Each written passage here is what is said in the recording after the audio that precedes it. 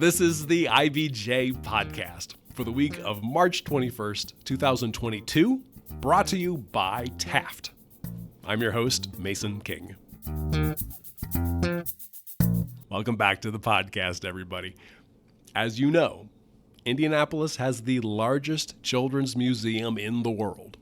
In 2019, before the pandemic skewed attendance figures, the Children's Museum of Indianapolis attracted 1.3 million visitors, making it the third most popular attraction in the Indianapolis area, according to IBJ research. And by the way, the first two were casinos. Its calling card for decades has been dinosaurs. And since 2004, that has meant the Dinosphere, a showcase for fossils, prehistoric habitats, and actual scientific laboratory analysis done on site. The museum has put it front and center, accessible directly from the ticket gate, in case you didn't notice the humongous statues of dinosaurs outside the museum. This past weekend, the museum put a Jurassic-sized foot forward with the opening of its new, revamped Dinosphere. It features complete skeletons of two towering sauropods and a 15-foot specimen of the aquatic Baptanodon. All three were unearthed recently at the museum's own fossil dig site in Wyoming. There's an art lab, a new paleontology lab staffed by working scientists, all kinds of new interactive exhibits. It's a big milestone for the museum and for Jennifer Pace Robinson, who became president and CEO last year after nearly 3 decades working for the museum. In fact, she was the original project manager for Dinosphere when it opened in 2004. She spent about half of her tenure at the museum in her most recent position as Vice President of Experience Development and Family Learning. She's had about a year now to get comfortable, or at least to find her footing as the museum's top boss. So last week, just before the reopening of the Dinosphere, we thought it would be a good time to check in and investigate everything that has been on her plate, not the least of which is running a museum for children in the middle of a politically charged pandemic. Also, what is it like to become the boss when you've worked somewhere for 30 years and have relationships with all the employees? How did the new Dinosphere take shape? And I ask about the dinosaur in the room, so to speak, at least the question that I think many families ask when they first come to the museum. Why is an annual family membership $225? That definitely is the high end for an Indianapolis family attraction. So, here's our conversation. I am very pleased to welcome to the podcast Jennifer Pace Robinson, President and CEO of the Children's Museum of Indianapolis. Thank you for making time today. Great to be here. According to the countdown clock on the museum's website, we are about 46 hours away from the public opening of the Dinosphere. So I appreciate you taking the time to talk when I am sure there are a million dinosaur-related loose ends that need to be attended to. There are, but this is such an exciting time. We're happy to get the word out. I want to first go back many decades to a time maybe you also remember since you grew up in Indianapolis. Since the opening of the Children's Museum at its current location, the 30th and Meridian, it has always associated itself with dinosaurs. Like the very first poster that they handed out at the opening was of a child's drawing of a dinosaur. All the main iconography are dinosaurs. You have dinosaurs looking in from the outside. They're crashing through walls everywhere. Is the Dinosphere the most important exhibit in the museum? It's like picking a favorite child. I don't think I could say it's the most important, but I will say it's near to the top. So yes, it's very important to us. It was a new way to think about creating an experience where we were really thinking about family learning, and we really listened to our visitors because they were interested in dinosaurs. And we were able to deliver a T-Rex and those big creatures that every little kid is interested to see. So yes, it's very important. Can you say whether it's the most popular museum?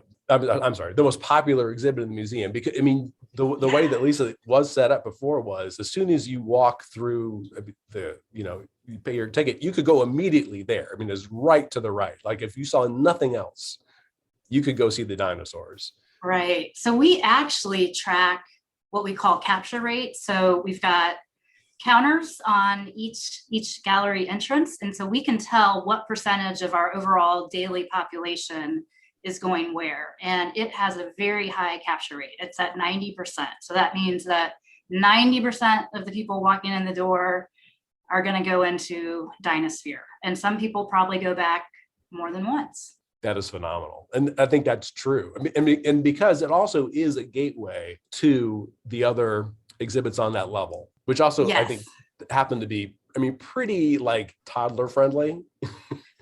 Right. And that's the other thing about Dinospheres. From the start, we really leveled the experience. So yes, there's real fossils, lots of amazing information to find and to read and to see, but we included play tables. So there are things for toddlers, because typically families come in multi-generational groups, and you've got to have something for everybody. How long did it take to install the new Dinosphere?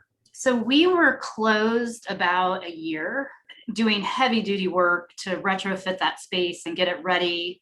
But we dug out west for 5 years to get those dinosaurs out of the ground. Is that right? So are those the actual bones? So it's a mix. Typically, you don't find all the real bones, even in the best of preserved situations. So many of them are the real fossils. So those are heavier. And then when we've missed a piece, we've created a digital copy, so 3D printed or made a cast of a bone from another similar specimen. And then they're all anchored to a metal armature, a steel armature.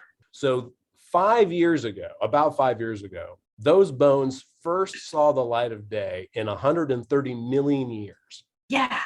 Isn't that exciting? It's pretty incredible. And it was, I believe it was one of the femurs. So that's when we knew, when you pull a femur out of the ground and it's as tall as my director of exhibits, Monica Ramsey's, you're like, okay, we've got something big here. And so we were estimating at that point, whatever this femur belonged to had to be between 70 and 80 feet long. And then finding enough of the vertebrae and the tail, so you've got a neck, and then finding the rib cage. It's been an incredible journey. And then immediately envisioning what it would look like within this immersive space. What was the total cost of revamping the Dinosphere? So it's around the $18 million mark. And so that supports obviously the digging that we did, all the staff salaries. We've got a combination of part-time and full-time staff. We've got our own paleo team and all of the exhibit designers and fabricators. And then it's not cheap to mount a platform. Brought in tons of steel to build this platform, worked with an amazing company in Canada called Research Casting International. And they actually created the little cradles for each bone, and then those mount onto this armature. And so it's definitely not a cheap endeavor, especially when you add in things like the plants, the technology, so the theatrical lighting, digital projection. It's pretty stunning. Is that cost just come out of your regular budget, or were there a series of grants or gifts that helped pay for that? Yes, all of the above, but definitely through grants, individual donors, sponsorships, that it was a combination of putting together a package that was compelling to different individuals who helped us name the dinosaurs that were interested. We had an engineering firm that was interested in the armatures. So I will say that it's been a huge lift creating and fostering relationships so that people would be interested not only in the project, but to financially support it as well. So in your new job as president and CEO, I would assume that fostering those relationships is a big part of the job. And it wasn't something necessary that you were doing before, or am I wrong? So I was definitely doing some of it before. I was always a project investigator on our big grants, our big federal grants. I was typically brought in if a donor was interested to learn about a design plan or the content for an exhibit. So that part I was aware of. It's a little bit different when you're out front and learning to work with a new team of people in the development world. But so much of my career has been about relationship building. So whether it was negotiating the deal to get Egyptian objects out of Egypt, or working with the Greek government to create our Take Me There exhibit. And so I really feel like it feels similar, that really everything we do is built on relationships and fostering those, negotiating and making hard choices. But at this point with Dinosphere in particular, we've got partners in England and the Netherlands. And, it's just, there's a lot of energy when you do a project this large that people want to be a part of it. What was, you say, the most difficult part about that transition from the previous work to what you're doing now? I think I've still been also in the vice president role as well. So I think the most difficult was figuring out, am I approaching this as the president or am I approaching this as the vice president? And then learning to be purposeful with that distinction has definitely taken some sorting out. We are going to be posting my position this spring. And so I'm looking for some more clarity for sure. Wow. Why did you wait so long to try to fill a position? Was it because of the Dinosphere? We had so much going on and in the middle of the pandemic. And, the other thing is we have such a strong team. I mean, that has been the best part of the job, is really learning everybody's strengths and their talents, and they're proud of what they're doing and giving them a chance to shine and kind of do some show and tell with me. I really have appreciated that time to kind of be in both worlds, to really see the staff shine. When you become president and CEO, how does your relationship with your fellow employees change? I mean, you were there for 30 years. Right. And I mean, beyond not being able to go get coffee and complain about your boss anymore, how do you navigate these new relationships? I think I'm still figuring it out. Yeah, I was not a person that kind of had my sights set on being a big boss. For me, it was always about the work and the project and the teams. And so in that way, it's not that much different, because everything we do is, I'm really trying to foster a team that trusts each other. But I think I definitely keep a lot more in, and, I'm like, I don't want to burden somebody with something I'm worrying about. And if I share a worry that they weren't worried about, am I planting something in their head? So being much more respectful of what they're already carrying around, and being a lot more purposeful about how I ask how people are doing and how I can support them. Like, that's got to come first, instead of what I'm going through in my own day. Was there something when you were solely just vice president, that you had been thinking for years, man, I wish we really would do this, and now you've got the opportunity to do it? One thing that I wanted was, and this is going to sound a little crazy, but I wanted to see what the team could do if I didn't pay attention. If I wasn't reviewing all the designs and having all those milestones. We have a very regimented exhibit development process, which allows us to make really wonderful things. But I had been with this team for years. And so partly I said to them, I kind of just want to see what you do when I'm not looking, and just show up and see Dinosphere for the first time as a visitor. Well, that didn't end up happening, because there was, hey, this thing happened. Can you come look at it? And I was like, okay, I'm going to try to just look at that little thing. But in some ways, that somewhat happened. I wasn't involved in the paint colors. And so what ended up as a result is this series of magical delights every time I walked into the space. They've poured a resin to make a fake swamp for the crocodile, and I didn't know it was going to happen, but I was so delighted. And so the series of small delights that show me how strong this team is, and that somehow we're building this culture that we have shared expectations of what great looks like. And so I don't have to be as prescriptive as I might have been in the past. So definitely still learning, but that's been a neat thing to see grow. Okay, let's take a quick break to hear from our sponsor. This is the IBJ Podcast. Taft, today's modern law firm. With more than 625 attorneys across 11 offices, we provide solutions to the business issues facing middle market and emerging companies alike. We do this through a highly collaborative and inclusive team approach. Taft, the modern law firm. To learn more, visit taftlaw.com.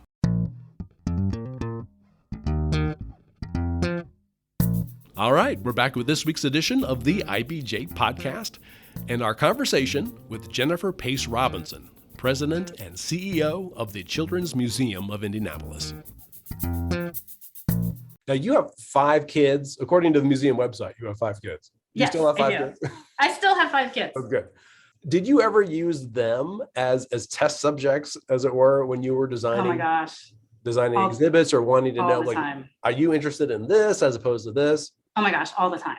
I did prototyping on them. There's like way too many pictures of them. My son was maybe 3 years old and was modeling dinosaur costumes for the first Dinosphere. And he's now 6'3" and he's in college, so he's like, I want to come back and see Dinosphere.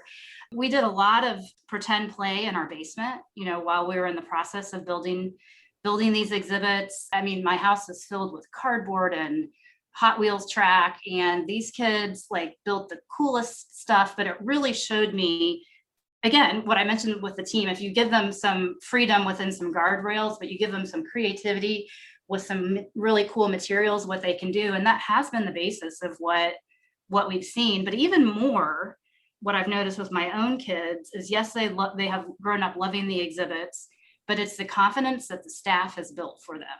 So more than the experience, they got to know Josh and Dinosphere and Kumari and Egypt. And I can't tell if they were coming for the museum exhibit or if they were coming to interact with the staff.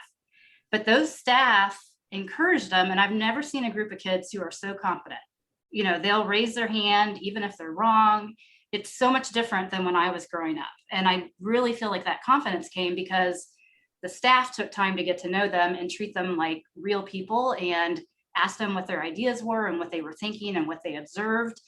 That is how we do interpretation. And so as magical as our built environments are, they're even cooler when you see the staff in there. So when you go into Dinosphere, you're going to come face to face with the dive instructor that's going to take you on a Mesozoic scuba dive. Okay. And it's funny, and the whole family is working together. We've got an amazing sound and light show, but we've got an actor portraying a paleontology student who's up there, looking at all the Diplodocus bones and trying to figure out what animal it is, but just bringing things to life. Now, I mean, your oldest child is it his or her 20s? Yes. She. Okay. Yeah. Does it seem like she or any of the other kids are interested in going into this field? Nobody is interested in it. My eldest daughter works for the FBI.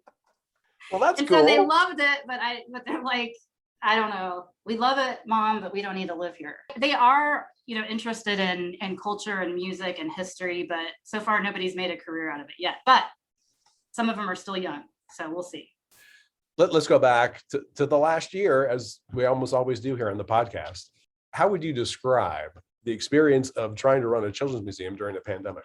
Oh my gosh. It's like I haven't quite seen it in the rear view mirror yet to be able to articulate what it was like. I think we're seeing a glimpse of it on a day like today when we've got a member preview for the new Dinosphere and the crowds are coming back.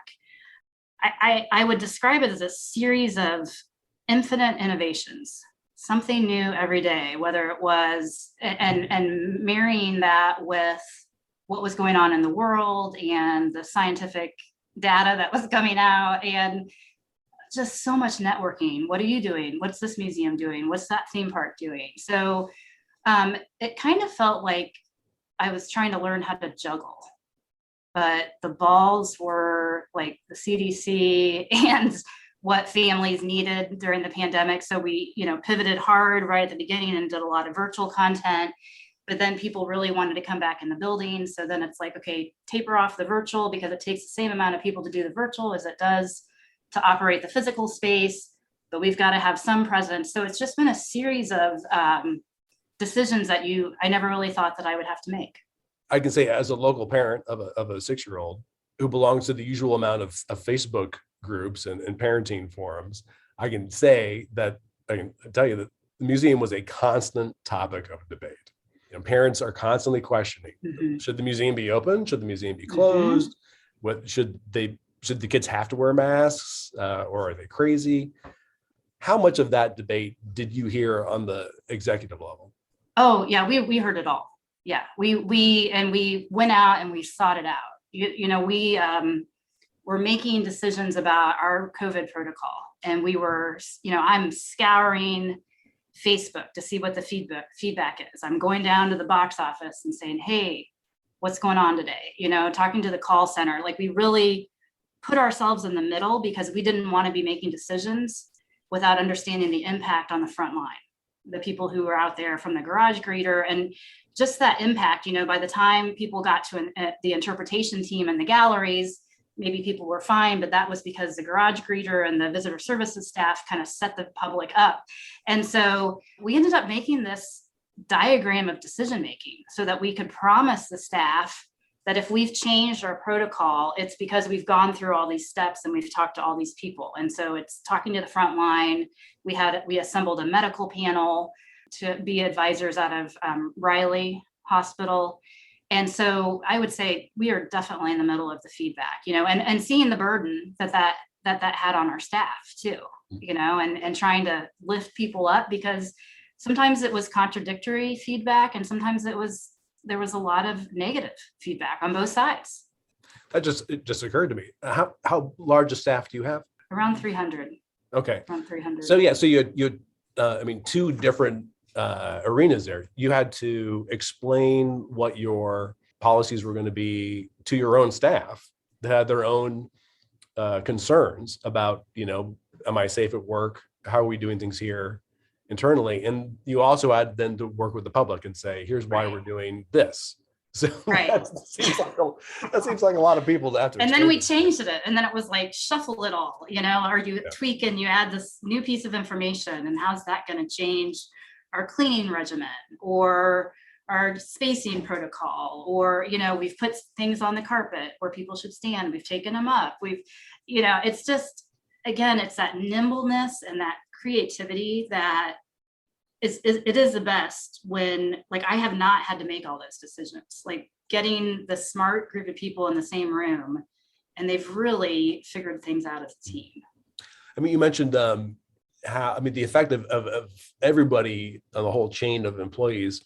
I remember specifically one thread that I saw, and I think it was started by a museum employee, about how some visitors were really getting vociferous about needing to wear a mask, and that they even were sometimes abusive. How much of a strain is that on your staff, and how do you deal with it? It's a strain. We ended up bringing in additional security and doing some additional measures with that additional security to try to mitigate that before the public got to the staff, where they were needing to have these meaningful interactions, either at the box office or in a gallery running a program, because it really just sucks the life out of that family learning that you're trying to engage the public with. And so we weren't able to eliminate all of that, but we really tried to support the staff and tried to mitigate that as much as we could.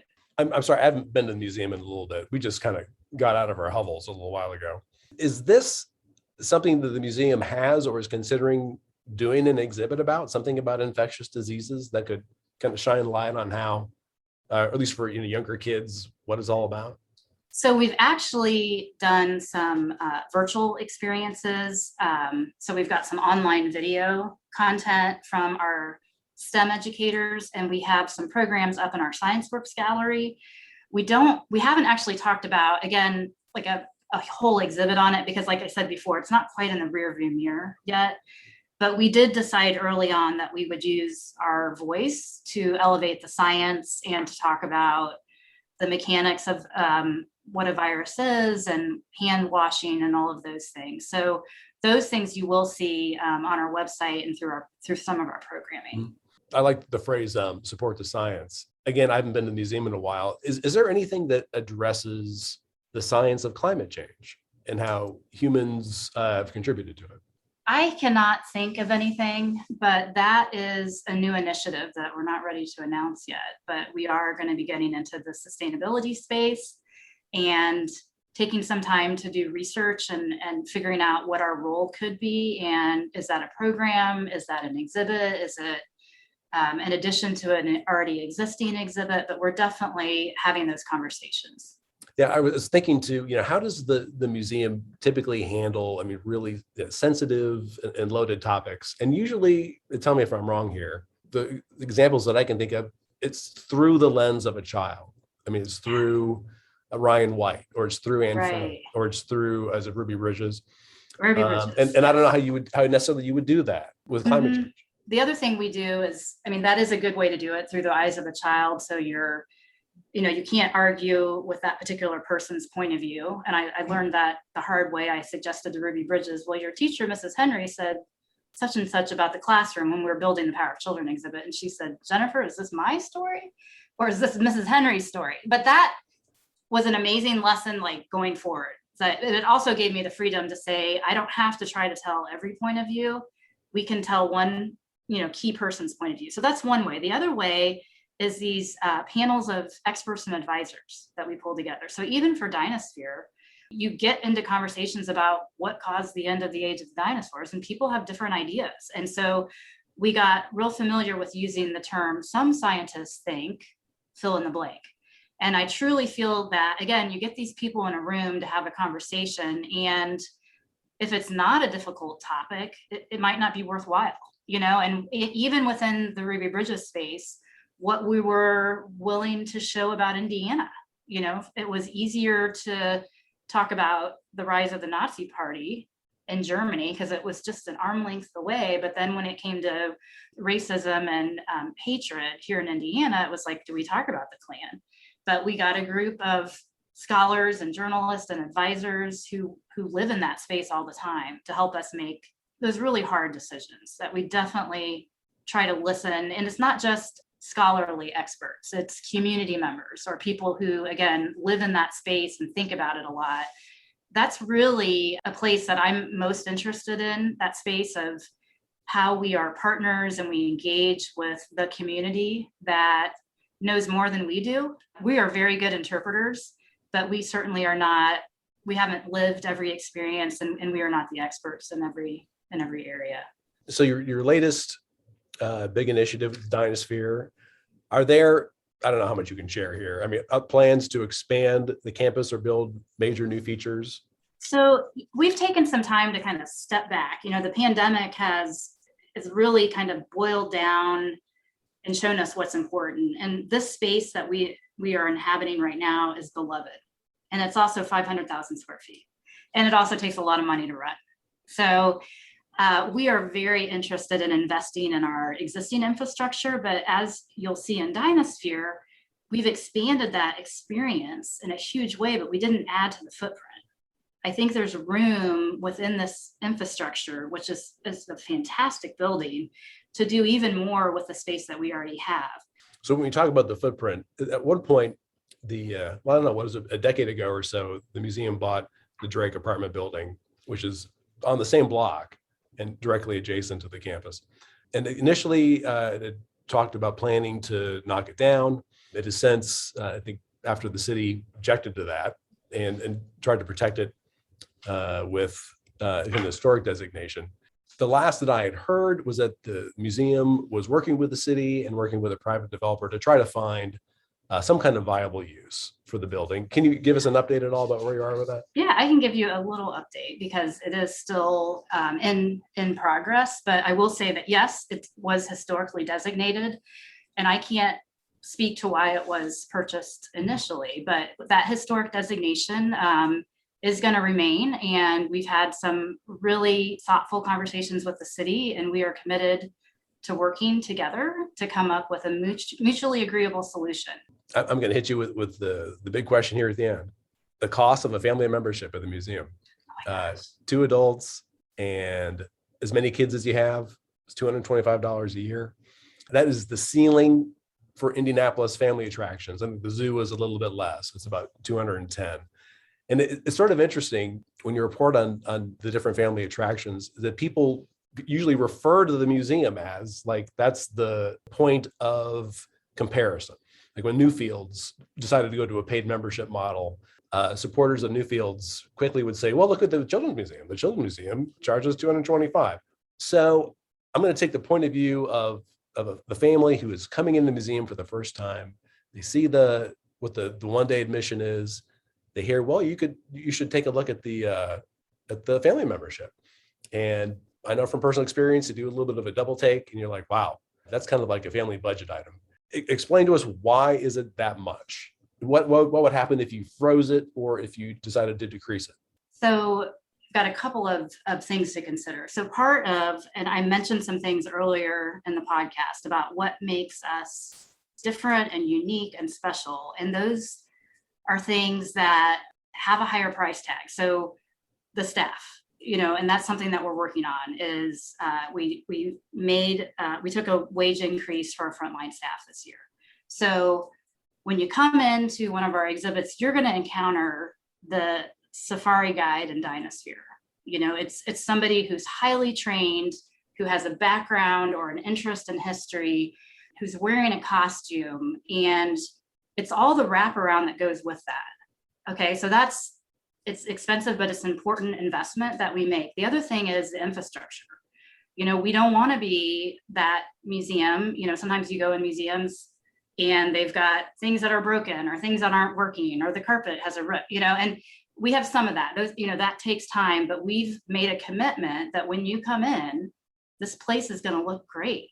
It's going to be clean. And we've got a crew of cleaners. We've got a crew of landscapers. The other thing is we've added this 7.5 acre outdoor experience. That in and of itself is like another whole day experience, truthfully, that you really could spend more than 2 days. You can do inside, you can do outside. So when you look at the cost, and the other thing is we've got a collection. We have over 100,000 objects. And so the other thing I'm looking at is, and this is not the exciting thing to talk about, but we need to redo our storage to make sure that some of these objects that we've literally had almost 100 years, that we can care for them another 100 years. Dinosaur bones take up space, but other museums and universities come and study our fossils. So when you put all those things together, it's very different than a theme park or just an outdoor play space. There's all these things that make us so different and so unique. And if you took any one of those away, I think we wouldn't be the same place that we are right now. And I'm particularly committed to the staff and looking at how we can grow in what we offer, particularly for that part-time group. As a person who, I think I worked here 3.5 years as a part-time person, and I had 2 other jobs. And, these people are passionate about what we do, and how can we help them have sustainability in their career here? And that takes money. Well, I've taken too much of your time. Thank you so much for bringing me up to date. Yeah, thank you.